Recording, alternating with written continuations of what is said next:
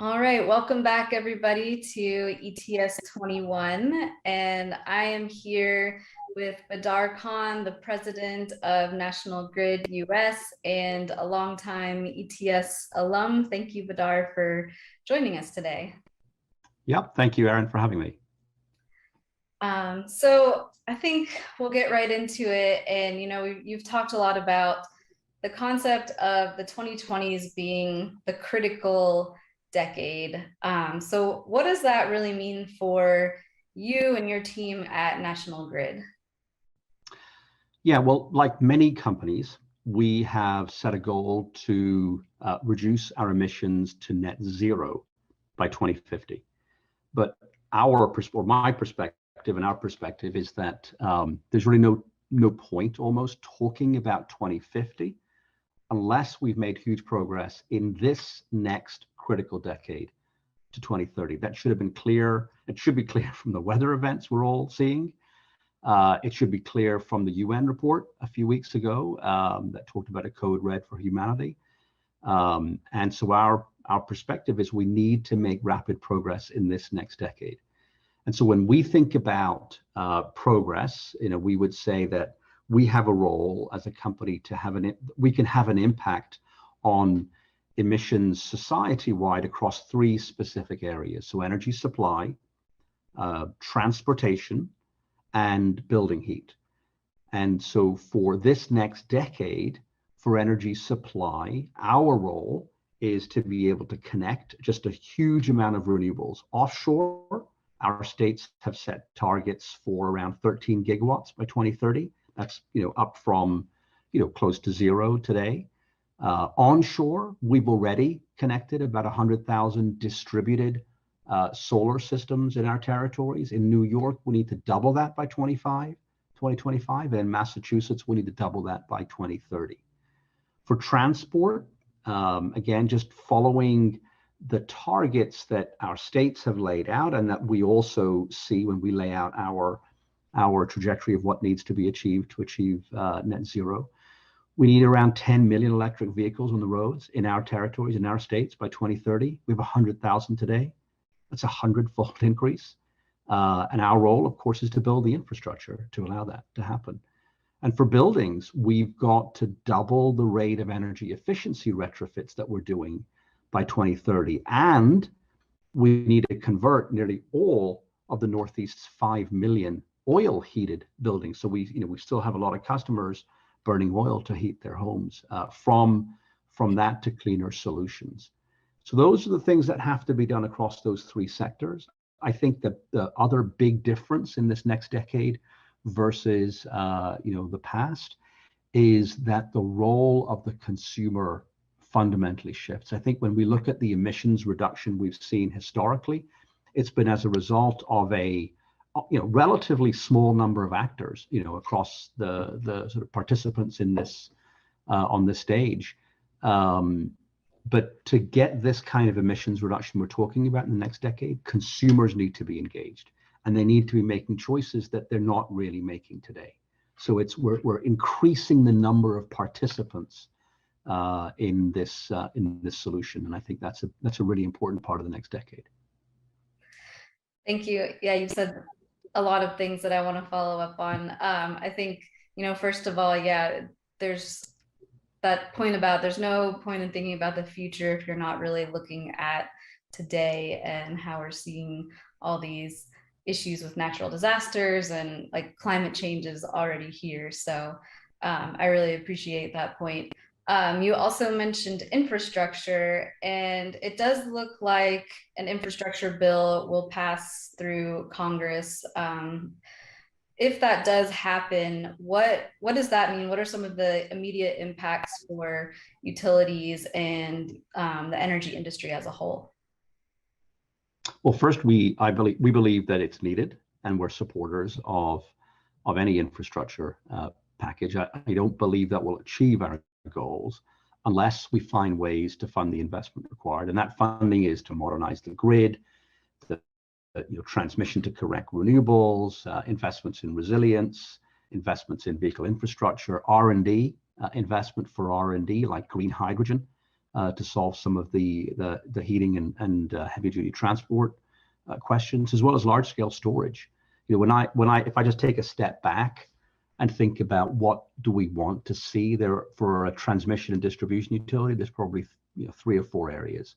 One is just significant transmission and distribution system investment. You know, we need to connect renewables onshore and offshore. You know, we have onshore DG developers looking to locate onshore ground-mounted solar where there's land. But where there's land, there's often not as many customers. And our distribution grid has historically been sized for customers, for customer load, not for supply. And so to accommodate and connect that supply, we need to expand the distribution capacity. We need to expand transmission capacity, because in some of across the United States, but again, if I look at one of our states in New York, we're seeing a lot of new supply, renewable supply coming on over the next decade where there isn't load. And so we need transmission to be able to connect that to load. With all of that renewable supply, we need long duration storage that can be coupled with this intermittent generation. We need anticipatory investment. So transmission timelines are longer than generation timelines. The time to develop, permit, and build, you know, can be longer than generation. So we need to find a way to evaluate and approve some of that investment ahead of generation being built. So these are really important, I think, objectives. We also need a smarter, more modern grid. If we're going to have all of these distributed resources with two-way power flows, more granular data, we need a grid that can make the most of the time and locational value of these resources, so that we can actually improve and optimize and increase the performance of the grid. In terms of impact, one really important impact, I think, from all of this is new industries effectively developing. So the East Coast of the United States will see a new industry, offshore wind. And there will be others, but through that, there's an opportunity to create equity in our workforce. Our workforce isn't the most diverse today, but I think with the fundamental shifts that we're talking about, we can create equity and diversity in this new workforce that'll be developing over this next decade. And I think that's frankly personally very exciting. Yeah, I was getting excited as you were talking. It's definitely a challenging time in the industry, but that kind of opens things up for, a lot of change and a lot of shifts. One of the shifts you mentioned earlier also was the shift in the customer overall. I think customers are really starting to help drive some of the changes in the industry and demanding better services and transparency and even more, decarbonization from their utilities. So how's National Grid kind of changing or adapting to this changing customer landscape? Well, as I said, I think to achieve the emissions reduction goals, we need consumers to be more engaged. We need to be making choices they're not honestly making today. And that's not just in energy supply, but across all aspects of their lives. That's, what cars we drive, whether we install solar on our homes, how we heat our homes, how we cook our food, from gas boilers to electric stoves. Some of this is one-time activity, switching out your HVAC in your homes, changing out your gas cooker, putting in insulation. These are one-time events. But I think that over time, I expect to see consumers engaging more on a more regular basis. So charging your vehicle at different times of the day, or at different places, changing where you charge your car, because it might be cheaper at a different location, which might be different on different days.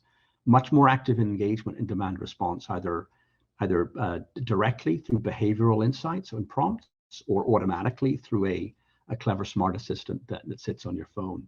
These things I don't believe will be achieved as a result only of sort of penalties and incentives. I think people need to want to make different choices. They have to be easy to make, and they've got to be cost effective. I think utilities play a role here, clearly, but I also believe that we need more consumer-oriented technology or entrepreneurial companies to exist, to scale up, to partner with utilities and be a part of the solution. So I'll just give you two examples of what we're doing, like that. The first is what we call Connected Solutions. It's a program where customers can enroll qualifying connected devices to automate their energy use and get incentives.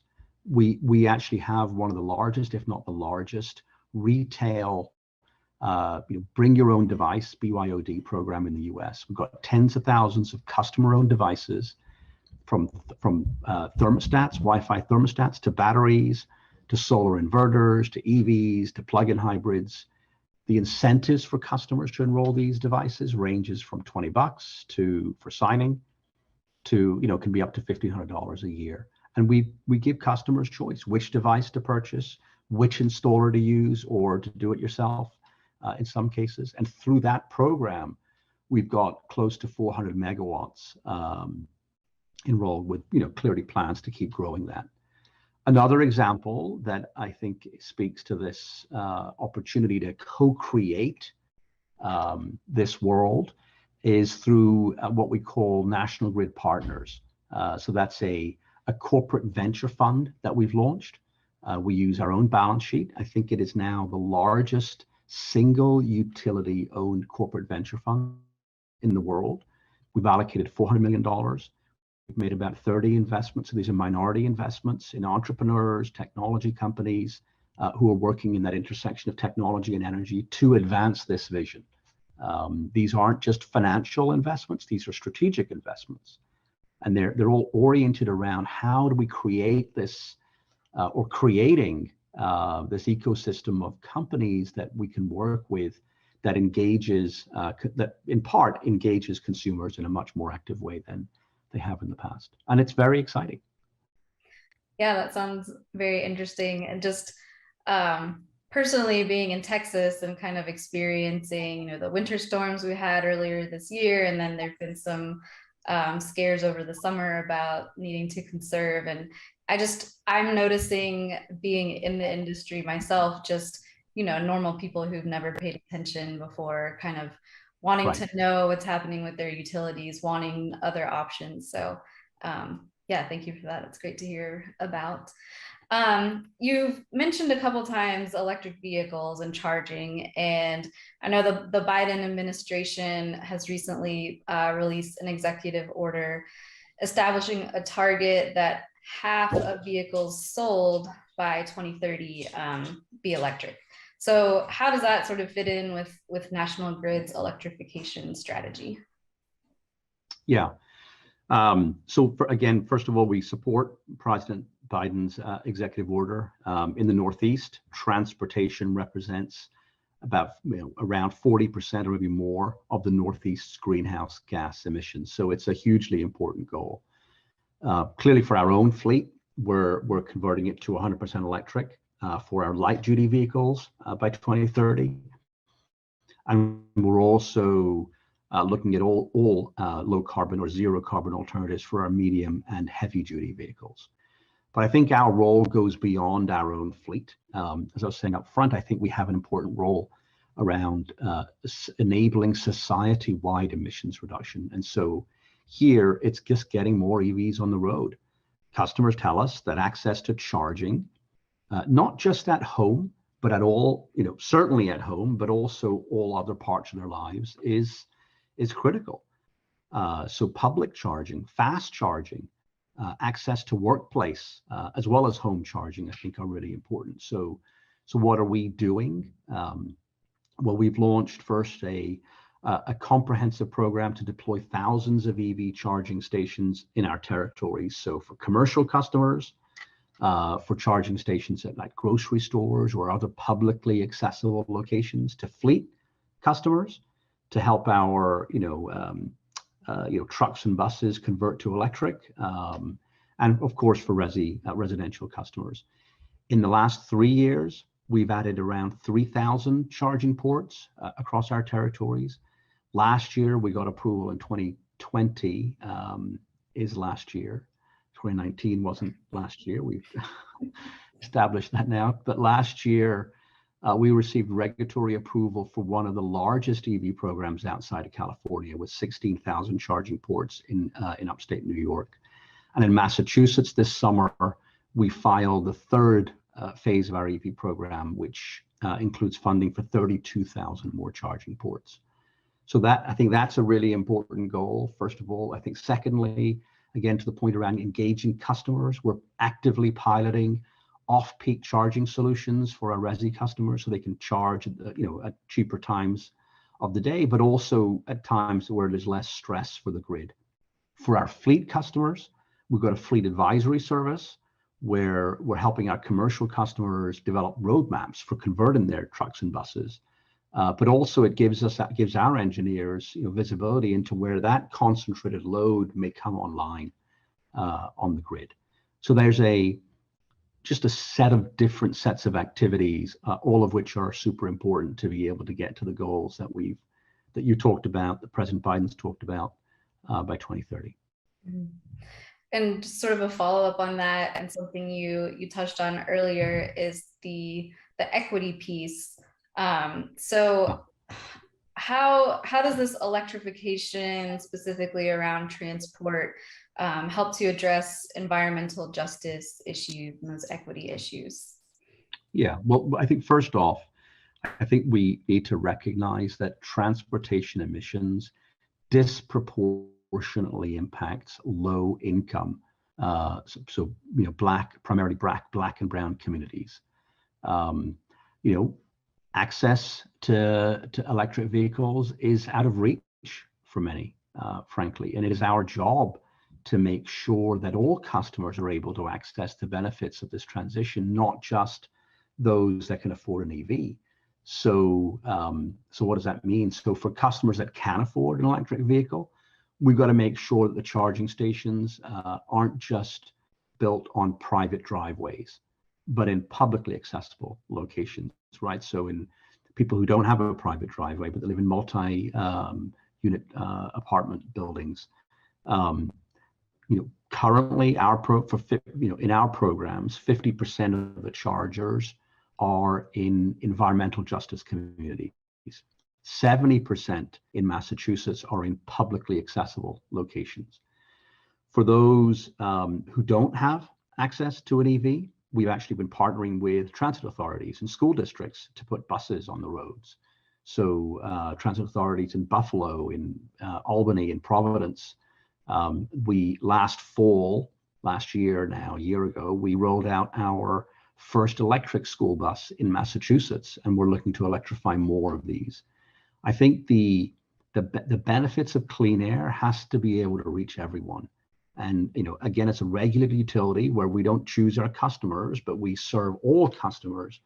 We consider it part of our purpose to ensure that there's awareness, there's accessibility, and this transition's affordable for all segments of society and reaches all segments of society. Yeah, I think that piece about not having to live in or own a single family home, but have charging accessible to you, and particularly the fast charging too, will be a big game changer for electric vehicles. So it is currently Climate Week, New York City, and I know National Grid is participating. Can you just talk a little bit about that, about y'all's participation in Climate Week? Yeah, I think it's we are participating. We're a sponsor. It's actually a prelude to COP26, as you all know, in Glasgow this year, of which we are also principal sponsor. I think it's a great opportunity for people to convene and get together and talk about how we can keep the sense of urgency and the pace in this transition. I'll be offering some opening comments, and a number of leaders across National Grid will also be there talking about technologies like hydrogen, accelerating offshore wind, which are key components of this transition. that kind of leads me to my last question for you, Badar. So I think especially over the past year and a half, but it just seems like there's always, so much negative news and living through a pandemic and climate disasters and all these different things going on. So my question for you though is how do you stay optimistic about the future? And is there, one technology or transformation in the industry that you're most excited about, or is it sort of a combination of things? Yeah, look, Erin, I think we all recognize it's been a strange year and a half, uh, and but I think one thing that I think has come out of it, at least for me personally, is that I'm probably clearer today in what's important and what isn't, right? I think with this pandemic, and I think many people I speak with have also, had that perspective. Um, and what I'm super optimistic and excited about is that um, today there are more people that I come across and are working with inside the company, outside the company, who are focused on ensuring that this transition, this that we've just spent the last 20 minutes talking about, is done where no one is left behind. That equity is a key part of it.